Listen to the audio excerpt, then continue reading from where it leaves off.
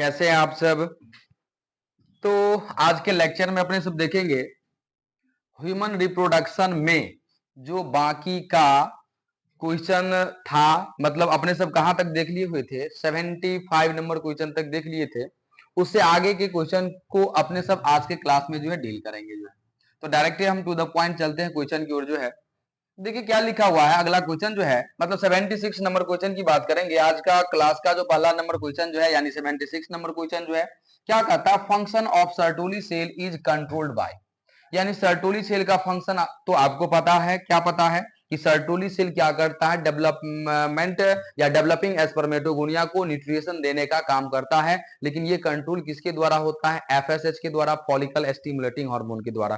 किसके द्वारा कंट्रोल होता है, एफएसएच के द्वारा, फॉलिकल स्टिमुलेटिंग हार्मोन के द्वारा। तो राइट आंसर क्या हो जाएगा आपका जो है एफएसएच। आगे देखिए क्या लिखा है, कॉर्पस एस्पोंजियोसम अकर इन, हमेशा याद रखिएगा कॉर्पस कॉर्पस एस्पोंजियोसम जो है ये आपको कहां पर पाया जाता है, तो ये सीसन में पाया जाता है, पेनिस में। यूरेथ्रा के चारों ओर ये स्पॉन्जी टिश्यू का क्या होता है, कॉलम होता है। ठीक है, तो राइट आंसर क्या हो जाएगा इसका जो है पेनिस हो जाएगा। यानी कि एक लाइन में कॉर्पस एस्पोंजियोसम होती है, कहां पर होती है, पेनिस में। कहां पर होता है जी, पेनिस में। आगे देखिए 78 नंबर क्वेश्चन क्या कहता है, कहता है कि cytoplasm of ovum does not possess. हमेशा याद रखिएगा कि ओवम में सेंट्रियोल यानी सेंट्रोसोम नहीं पाया जाता है। ओवम में सेंट्रियोल यानी सेंट्रोसोम नहीं पाया जाता है।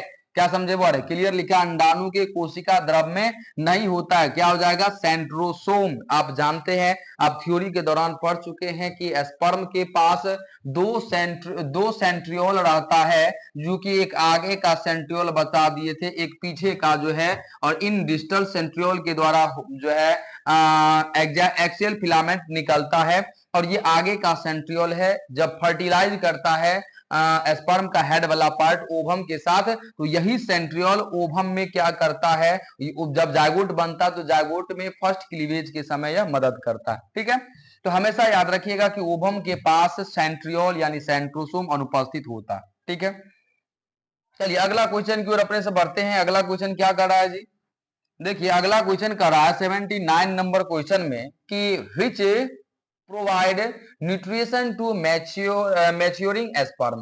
कहता है कि परिपक्व हो रहे शुक्राणु को पोषण कौन प्रदान करता है, सर्टोली कोशिका। कौन प्रदान करता है जी, सर्टोली कोशिका। कौन प्रदान करता है, सर्टोली कोशिका। आगे दे दिया है एलएच तथा एफएसएच। क्या लिखा हुआ है, एलएच ल्यूटेनाइजिंग हार्मोन तथा एफएसएच फॉलिकल स्टिमुलेटिंग हार्मोन सम्मिलित रूप से कहलाते हैं। सबसे पहली बात, ये हार्मोन निकलता कहां से है, पिट्यूटरी ग्लैंड से। कहां से निकलता है, पिट्यूटरी ग्लैंड से निकलता है।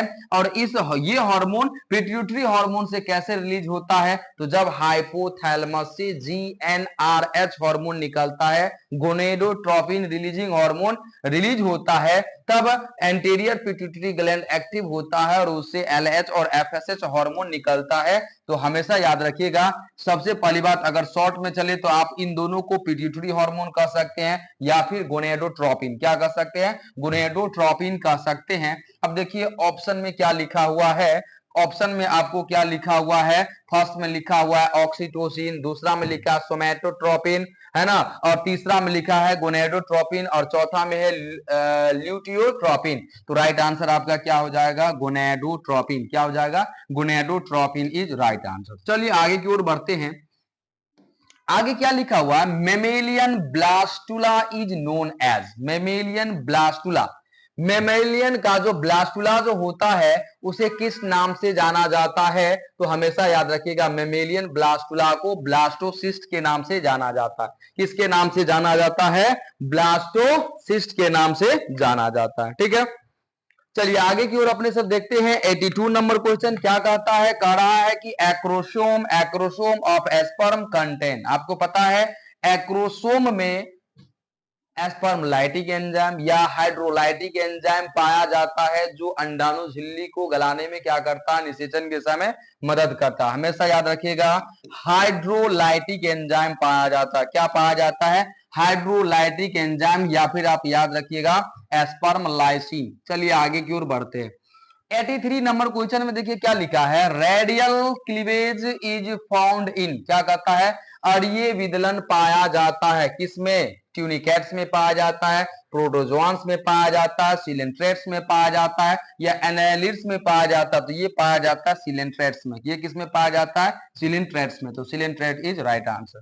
ठीक है, चलिए आगे देखिए 84 नंबर क्वेश्चन क्या कर रहा है, 84 नंबर क्वेश्चन कह रहा है गैस्ट्रुलेशन के दौरान निर्मित गुहा होता है, यानी cavity formed during gastrulation as, यानी कि जो है गैस्ट्रुलेशन के दौरान जो है कहता है कि जो है गुहा का निर्माण होता है, कैविटी का निर्माण होता है, और उन कैविटी को क्या कहा जाता है, उस कैविटी को कहा जाता है गैस्ट्रोसील, उस कैविटी को क्या कहा जाता है, गैस्ट्रोसील, तो गैस्ट्रोसील इज राइट आंसर। नेक्स्ट क्या है, menstrual phase is followed by, menstrual phase यानी रज चक्र अनुसरित होता है, ध्यान दो बारे, किसके द्वारा, ल्यूटियल अवस्था के द्वारा, या फिर फॉलिक्यूलर फेज के द्वारा, या फिर फर्टिलाइजेशन के द्वारा, या फिर इम्प्लांटेशन। देखो क्या क्लियर लिखा हुआ, menstrual phase is followed by, यानी रज चक्र अनुसरित होता है, रज चक्र अनुसरित होता है किसके द्वारा, फॉलिक्यूलर फेज के द्वारा, किसके द्वारा, फॉलिक्यूलर फेज के द्वारा, तो follicular phase is right answer. Next देखिए 86 नंबर क्वेश्चन क्या कर रहा है, 86 नंबर क्वेश्चन कह रहा है कि if for some reason the vasa efferentia in the human reproductive system get blockade the gametes will not transport from, कह रहा है यदि किसी, ऐसे समझिए यदि किसी कारणवश वासा एफ्रेंसिया ब्लॉक हो जाए तो स्पर्म कहां नहीं जा पाएगा। अगर इधर हम आपको डायग्राम के थ्रू समझाने की कोशिश करें तो आप देख सकते हैं, क्या देख सकते हैं जी, देखिए टेस्टिस का जब आप सेक्शन काटे थे तो टेस्टिस का सेक्शन जो काटे थे कुछ इस तरीके से, देखिए यहां पर कि टेस्टिस को हम सेक्शन काट करके देख रहे हैं, और यहां पर आप देखे थे कुछ इस तरीके से, ये था रेटे टेस्टिस, और यहां से जो डक्ट निकला था इस डक्ट को क्या कहा जाता है, वासा इफ्रेंसिया कहा जाता है। तो कहता है कि जब यही वासा इफ्रेंसिया किसी कारणवश जब ब्लॉक हो जाता है तो ये स्पर्म टेस्टिस से एपिडाइडेमिस में नहीं जा पाता है, टेस्टिस से एपिडाइडेमिस में नहीं जा पाता है, तो क्या हो जाएगा राइट आंसर जो है 86 का, कि टेस्टिस टू एपिडाइडेमिस, मतलब वृषण से अधिवृषण में स्पर्म नहीं जा पाएगा, कहां नहीं जा पाएगा, वृषण से अधिवृषण में स्पर्म नहीं जा पाएगा। चलिए आगे की अगला क्वेश्चन देखते हैं अपने सब जो है, क्या लिखा है कि the testis in human are situated outside the abdominal cavity inside a pouch called scrotum. The purpose served is for, ध्यान दीजिए वारे क्या लिखा हुआ है कि मानव में वृषण जो है उदर गुहा के बाहर वृषण कोश में स्थित होता है, इसका क्या उद्देश्य है, तो आपको पता है कि वृषण कोश का तापमान जो है शरीर के तापमान से 2 to 2.5 डिग्री सेल्सियस कम होता है, और उसी तापमान पर क्या होता है, स्पर्मेटोजेनेसिस यानी शुक्राणु का निर्माण हो सकता है। तो देखेंगे तो क्या लिखा, maintain the scrotal temperature lower than the internal body temperature, यानी कि आंतरिक शरीर तापमान की तुलना में एस्क्रोटल के तापमान को निम्न बनाए रखते हैं। इसके लिए जो है टेस्टिस क्या होता है, एब्डोमिनल कैविटी से बाहर एस्क्रोटल सेक में पाया जाता है। तो राइट आंसर 86 का क्या हो जाएगा, फर्स्ट नंबर। चलिए अगला क्वेश्चन की ओर देखते हैं अपने सब जो है 88 नंबर क्वेश्चन, देखिए बहुत ही अच्छा, अगर आपको डायग्राम आपको पता है तो डायग्राम में नेमिंग पता है तो इस क्वेश्चन को आप बहुत अच्छे से बना सकते हैं। सबसे पहले देखिए अगर इसको देखने की कोशिश करेंगे तो यहां पर आप देख सकते हैं, देखो चौथा नंबर जो है, चौथा नंबर, अब यहां पर आप नेमिंग भी करके के देख सकते हैं, जैसे कि फर्स्ट नंबर पर है तो फर्स्ट नंबर वाला को क्या कहा जाता है, एंडोमेट्रियम, यूटेरस के सबसे अंदर का लाइनिंग है, ये यूटेरस से सबके बाहर का लाइनिंग है तो इसे क्या कहा जाता है, पेरीमेट्रियम कहा जाता है। चलिए नीचे देखिए छठा नंबर वाला जो पॉइंट है, इन छठा नंबर पॉइंट को क्या कहा जाता है, इन छठा नंबर पॉइंट को क्या कहा जाता है, सर्विक्स कहा जाता है। तो इस तरीके से आपको अगर पता है तो ऑप्शन को देखते ही आप आंसर बता दीजिएगा। जैसे कि देखिए पहला नंबर में क्या करा, दूसरा नंबर पर कि एंडोमेट्रियम है, तो देखिए दूसरा नंबर पर एंडोमेट्रियम है, नहीं, ये तो सबसे पहला ऑप्शन सीधे गलत हो जाएगा। दूसरा नंबर ऑप्शन कहता है कि तीसरा में देखिए इनफंडिबुलम है, तो तीसरा नंबर में इनफंडिबुलम है, तो आप कह सकते हैं कि ये तीसरा नंबर में क्या है, इनफंडीबुलम है कह सकते हैं, क्योंकि देखो यहाँ का पार्ट आपको लिया गया है, इसको इनफंडीबुलम कहते हैं। लेकिन आगे देखो क्या कर रहा है, चौथा नंबर में फिम्ब्रियाई है, चौथा नंबर में फिम्ब्रियाई है, तो जी चौथा नंबर में क्या है, फिम्ब्रियाई है। पांचवा नंबर में सर्विक्स है, तो नहीं, पांचवा नंबर में सर्विक्स नहीं है, छठा नंबर में सर्विक्स है, तो ये आंसर क्या हो जाएगा, गलत। तीसरा नंबर देखिए, तीसरा नंबर ऑप्शन में क्या कह रहा है कि चौथा नंबर पर अंडवाहिनी की ओविडक्ट फनल है, कह सकते हैं चौथा नंबर पर जो है ओविडक्ट फनल है। पांचवा नंबर पर यूटेरस है, तो सही बात है, पांचवा नंबर पर यूटेरस है। छठा नंबर पर सर्विक्स है, तो ठीक है, छठा नंबर पर सर्विक्स है। उस हिसाब से देखिएगा तो आपको तीसरा ऑप्शन जो है सही दिख रहा है। तो राइट आंसर, इन डायग्राम को देखते हुए जो 6 नाम लिखा हुआ है और ऑप्शन में जो दिया हुआ है उसको मैच करिएगा, तो आपका तीसरा नंबर क्या हो जाएगा, राइट आंसर हो जाएगा। ठीक है, चलिए अगला क्वेश्चन की ओर बढ़ते हैं। देखिए बोरे 89 नंबर क्वेश्चन में क्या कर रहा है, 89 नंबर क्वेश्चन में क्या कर रहा है, देखो बोले ठीक से अगर थ्योरी पढ़िएगा तो ऑब्जेक्टिव बनेगा, चाहे नीट लेवल का हो चाहे कहीं का हो, ऑब्जेक्टिव बनेगा ही बनेगा। अभी अब का जो क्वेश्चन डील कर रहे हैं प्रीवियस ईयर का क्वेश्चन का, प्रीवियस ईयर में जो पूछे हुए एग्जाम में जो क्वेश्चन है उस क्वेश्चन को अपने सब डील कर रहे हैं। अगर ये क्वेश्चन बन रहा है तो आप खुद पर बिलीव कर सकते हैं, विश्वास कर सकते हैं कि आप नीट का तैयारी अच्छे से कर सकते हैं, आपसे नीट का भी क्वेश्चन आसानी से जो है बन जाएगा। खैर देखिए जो है आगे अपने सब कहां पर थे, कहता कि signal for parturition originate from, यानी कि प्रसव के लिए संकेत उत्पन्न होता है, हमेशा याद रखिएगा। यानी पार्चुरेशन, जब बेबी का डिलीवरी होता है तो कैसे पता चलता है कि बेबी का जो डिलीवरी होता है, इसके लिए सिग्नल मिलता है फुल्ली डेवलप फीटस से, और जो है प्लेसेंटा के द्वारा इसका क्या होता है, सिग्नल मिलता है। तो देखो आपको कि तीसरा नंबर ऑप्शन कहता है फुल्ली डेवलप फीटस ओनली, केवल इसी से मिलता है, तो बिल्कुल नहीं। चौथा नंबर में क्या लिखा हुआ है और दूसरा नंबर में देखिए क्या लिखा हुआ है, प्लेसेंटा ओनली, तो ये भी नहीं होगा, केवल प्लेसेंटा के द्वारा भी नहीं होता है। लेकिन चौथा नंबर ऑप्शन अगर आपने सब ठीक से देखने की कोशिश करें, कहता है both placenta as well as fully developed foetus, तो राइट आंसर आपका क्या हो जाएगा, चौथा नंबर। हमेशा याद रखिएगा कि पार्चुरेशन के लिए सिग्नल जो है फुल्ली डेवलप्ड फीटस और जो है प्लेसेंटा के द्वारा मिलता है। तो राइट आंसर आपका 89 का क्या हो जाएगा, फोर्थ नंबर। ठीक है, चलिए आगे की ओर बढ़ते हैं अपने सब। 90 नंबर क्वेश्चन में देखिए क्या कर रहा है 90 नंबर क्वेश्चन में कि the secretary phase in the human menstrual cycle is also called, ध्यान दीजिए, कहता मानव रज चक्र में स्रावी अवस्था कहलाता है या कहलाती है ल्यूटियल अवस्था तथा 6 दिनों के लिए।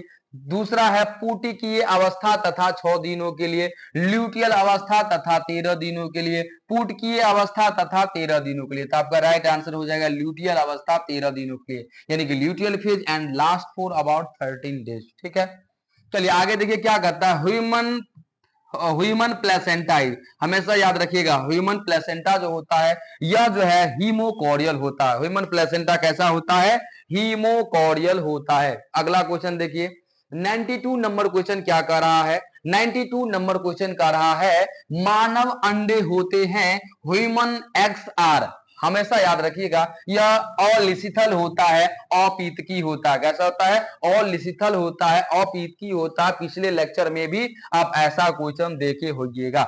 93 नंबर क्वेश्चन देखिए क्या करता, मानव अंडे में होता है ह्यूमन एग हैज, आपको पता है, हमेशा याद रखिएगा कि फीमेल के पास सेक्स क्रोमोसोम क्या होता है, एक्स एक्स होता है, और ऑटोसोम का संख्या 44 होता है। और इससे जब गैमेट्स बनेगा तो हमेशा याद रखिएगा कि गैमेट्स के पास सेक्स क्रोमोसोम एक हमेशा एक्स ही होता है, और ऑटोसोम तो आपको मेल हो फीमेल हो उसको 22 होगा ही। तो देखो ऑप्शन जो देखेंगे दूसरा नंबर ऑप्शन क्या लिखा, ओनली एक्स क्रोमोसोम, तो only x chromosome, one x chromosome, sorry one x chromosome क्या हो जाएगा, राइट आंसर हो जाएगा। ठीक है, चलिए अगला देखिए 94 नंबर क्वेश्चन क्या लिखा है कि fertilizin are emitted by, fertilizin निष्कासित होता है, हमेशा याद रखिएगा बड़े, इमेच्योर एग से, किससे होता है, इमेच्योर एग से ये क्या होता है, रिलीज होता है। चलिए आगे देखते हैं 95 number question, during cleavage what is true about embryo. Cleavage शब्द जब आपको दिखाई दे तो हमेशा याद रखिएगा क्लीवेज जाइगोट में होता है, जिसमें सेल का नंबर तो बढ़ता है बट एम्ब्रियो का जो साइज होता है वही का वही रहता है, या जाइगोट का जो साइज रहता है वही, यानी सेल का नंबर बढ़ेगा, सेल छोटा होते चला जाता है बट एम्ब्रियो का जो साइज है वही रह जाता है। तो यहां पर देखेंगे तो क्या लिखा हुआ है एक नंबर, दूसरा नंबर ऑप्शन देखिए, साइज डज नॉट इंक्रीज, इसमें जो है साइज डेवलप नहीं करता है, साइज नहीं बढ़ता है। 96 नंबर क्वेश्चन में देखिए क्या कर रहा है, at the end of first meiotic division, मतलब फर्स्ट मियोटिक डिवीजन के अंत में male germ cell differentiate into, यानी कि प्रथम अर्धसूत्री विभाजन के अंत में नर जनन कोशिका विभेदित होता है। तो देखो ना, क्लियर, बहुत अच्छा, थोड़ा सा दिमाग लगाइएगा तो बन जाएगा।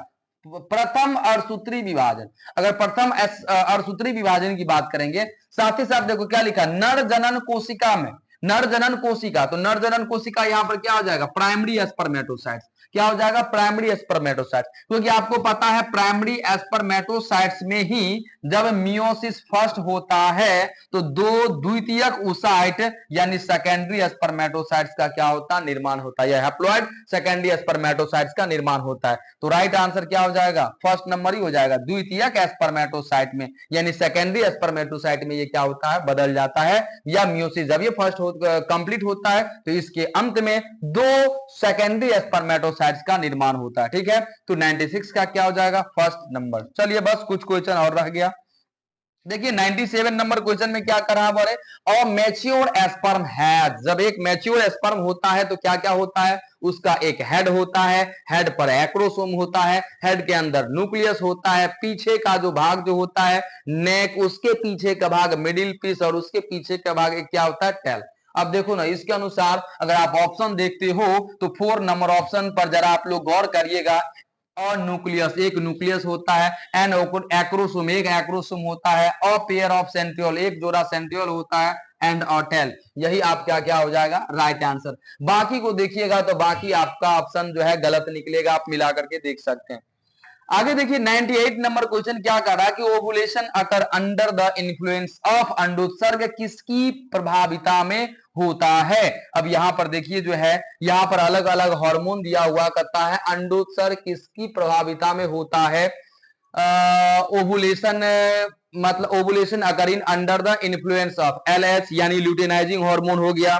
इसी तरीके से आपको क्या दिया हुआ है, FSH यानी फॉलिकल स्टिमुलेटिंग हार्मोन हो गया। इसके बाद क्या लिखा हुआ है, एस्ट्रोजन, इसके बाद क्या लिखा हुआ है, प्रोजेस्टेरॉन। तो इसका देखिएगा तो राइट आंसर क्या हो जाएगा, ल्यूटेनाइजिंग हार्मोन। एक क्वेश्चन आप लोग वैसे पीछे भी देखे होइएगा कि ओवुलेशन के समय ब्लड में सबसे ज्यादा किस हार्मोन का लेवल मिलता है, तो उस समय आप पढ़े थे LH ल्यूटेनाइजिंग हार्मोन, क्या पढ़े थे, LH ल्यूटेनाइजिंग हार्मोन। तो आपका ल्यूटेनाइजिंग हार्मोन क्या हो जाएगा, राइट आंसर। देखिए अगला क्वेश्चन देखेंगे अपने सब 99 नंबर क्वेश्चन में क्या लिखा हुआ है। 99 नंबर क्वेश्चन कर रहा है कि शुक्राणु का भाग जो अंड झिल्ली के भेदने में भाग लेता है, यानी कि part of sperm involved in sperm sorry penetrating egg membrane is acrosome, क्योंकि आप जानते हैं स्पर्म का एक्रोसोम वाला भाग में स्पर्म लाइटिक एंजाइम या हाइड्रोलाइटिक एंजाइम पाया जाता है, जो अंडाणु झिल्ली को गलाने में क्या करता है,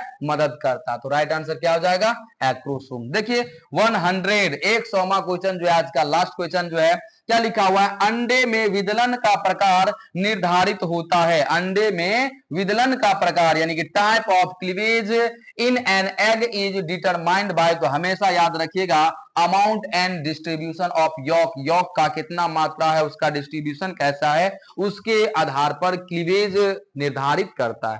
ठीक है, तो आज का क्लास अपने सब इतना पर ही रखेंगे। Thanks for watching.